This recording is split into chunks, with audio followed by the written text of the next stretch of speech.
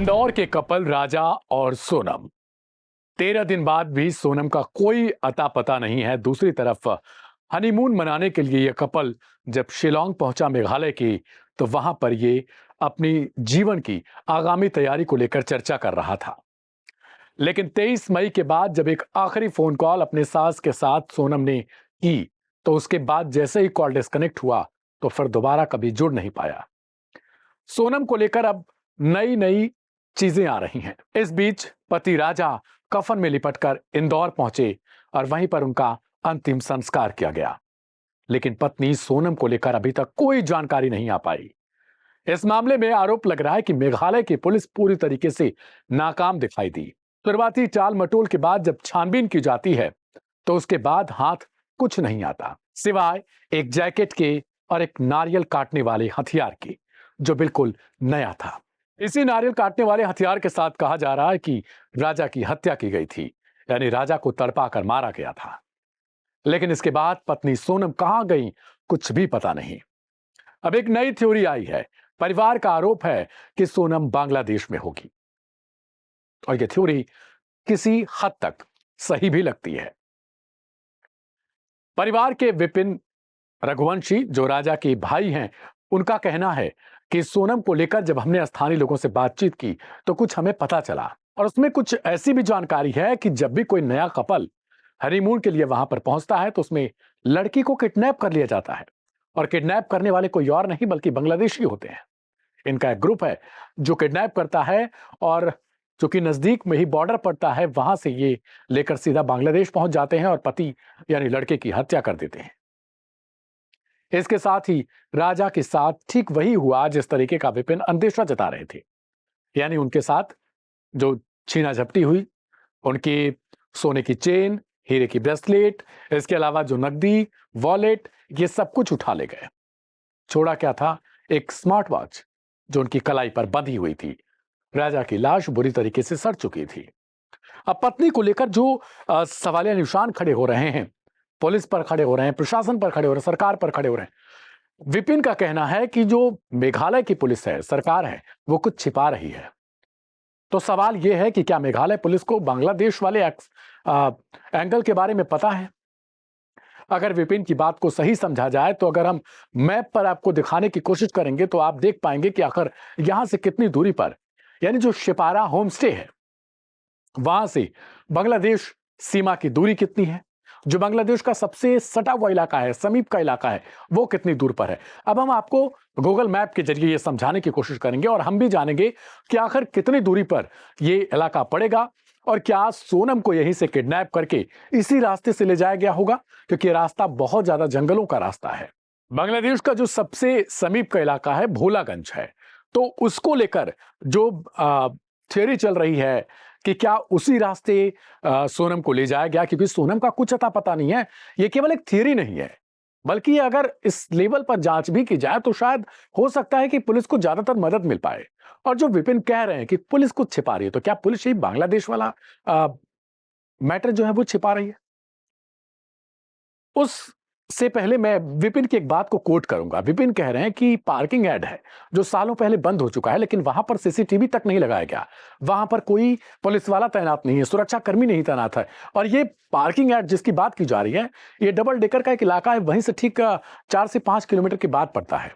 जो स्कूटी मिली थी, अगर उसको समझेंगे तो वो 25 किलोमीटर दूर मिला था। तो जो लाश मिली है, शव मिला है, वो सड़े गले अवस्था में पार्किंग ऐड में पाया गया। और इसके अगल बगल कुछ लोग कह रहे हैं कि वो 5 फीट 6 इंच के अप्रॉक्स की एक दीवार है। और इस हिसाब से देखा जाए तो सोनम क्या अकेले इस दीवार को फांद सकती है?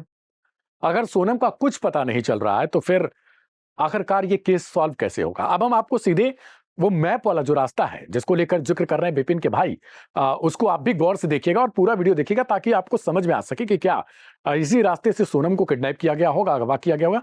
ये बात बार बार उठ रही है। अब मैं आपको पूरा मामला जो सिलसिला है वो मैप के जरिए दिखाता हूं कि आखिर किस तरीके से जो रूट है बांग्लादेश को जाने वाला, वो सबसे नजदीकी इलाका कौन सा है। अभी जिस एरिया की मैं चर्चा कर रहा था और जिस होम स्टे की बात कर रहे थे हम लोग, जहां पर ये कपल ठहरा हुआ था, वो यही शिपारा होम स्टे है जो मेघालय में पड़ता है, शिलोंग में। और ये यहाँ से ठीक जिसका जिक्र राजा रघुवंशी के भाई ने किया कि वो किस तरीके से बांग्लादेश सीमा में भी दाखिल हो सकते हैं, वहां से कुछ लोग कुछ ऐसा गैंग चलता है।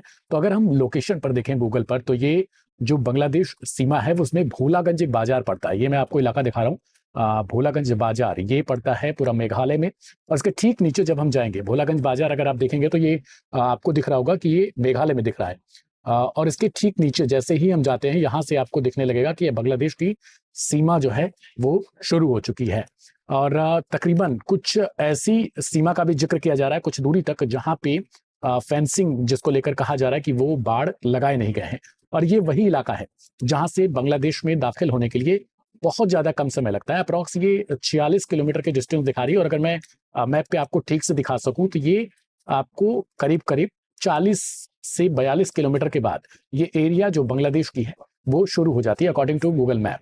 और इसके ठीक अगर मैं आपको दिखाने की कोशिश करूं तो ये देखिए पूरा इलाका जो है वो जंगली है। जो इसमें से ये हाईवे भी गया हुआ है बांग्लादेश को जो जोड़ रहा है, MDR 27 करके है ये। तो इसके आसपास का अगर इलाका आप देखेंगे तो वो पूरा एक तरीके से जंगली इलाका है, जो बेहद ज्यादा यानी सर्च ऑपरेशन चलाने के लिए भी बहुत ज्यादा ये कहीं ना कहीं डिले कर सकता है। ये पूरा इलाका मैं जो आपको गूगल लोकेशन पर दिखाने की कोशिश, ये देख सकते हैं आप पूरा जंगली इलाका। इस तरीके से एक बृहद जंगल जो है वो इसके ठीक बीच में एक आपको नहर जैसी एक आकृति दिखेगी, जिसके ठीक इस तरफ और इस तरफ दोनों तरफ यानी दो देश हैं, एक भारत का मेघालय और दूसरी तरफ पड़ेगा वो नजर आएगा आपको बांग्लादेश।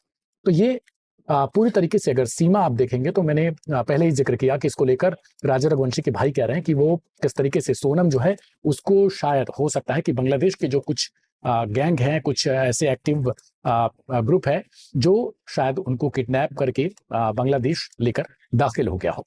तो ये पूरा गूगल मैप पर मैं आपको दिखा रहा हूँ। ठीक तरीके से अगर आप देख पाए तो ये तकरीबन 45 से 40 किलोमीटर का एरिया ये पड़ रहा है।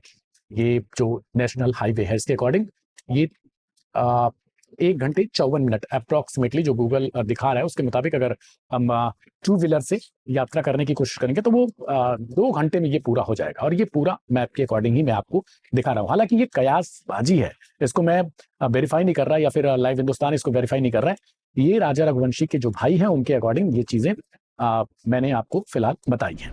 फिलहाल इस रूट को आपने देखा, सबसे जो नजदीक में पड़ता है वो इलाका, और उसके बीच में आपने देखा किस तरीके से जो जंगल की राहें हैं।